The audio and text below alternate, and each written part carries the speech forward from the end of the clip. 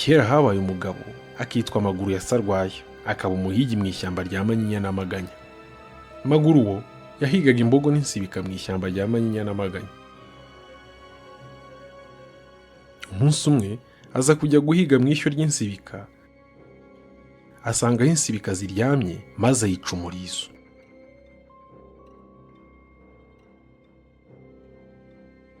Nuko insibika zishiduka Maguru yiruka, zimwirukaho maze Maguru arazisiga. Nuko insibika yaciriye umurizo iramubwira iti, shahu Maguru we, nubwo unjyaniye umurizo Maguru we, unjyaniye umurizo Maguru we, nzigira inkoni nziza uzantora. Unjyaniye umurizo Maguru we, nzigira agacuma keza uzanjyana. Unjyaniye umurizo Maguru we, nzigira umukobwa mwiza uzandongora.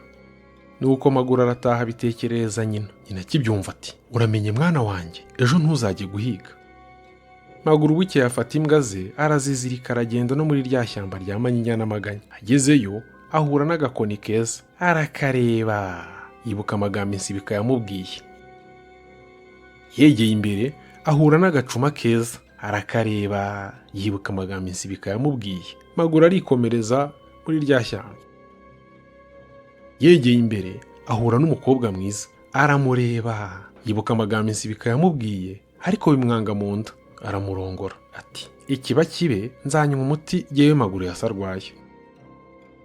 Nuko baragenda, bageze muri rya shyamba rwagati, Maguru agiye kubona umukobwa ahindutse insibika.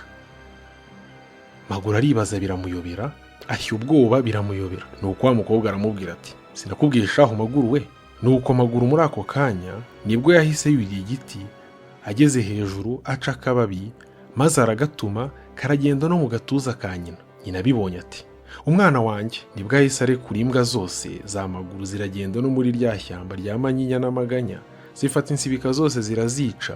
Nuko Maguru aramanuka arataha n'imbwa ze. Sinjye wahera, hahera Maguru n'insibika.